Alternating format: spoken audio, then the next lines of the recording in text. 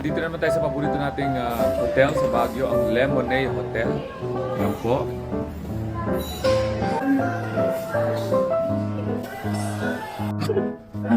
Oh, man!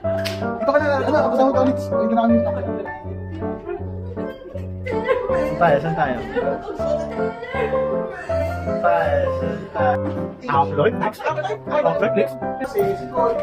Guys, nandito kami ngayon sa Lemonade Hotel. Siyempre, binigyan kami ng 3 kwarto. Yan. Tapos ito, mali. Pwede. Kasi sa inyo city, ano? Ito yung tinatawag na city view. Ito naman ang tinatawag na forest view.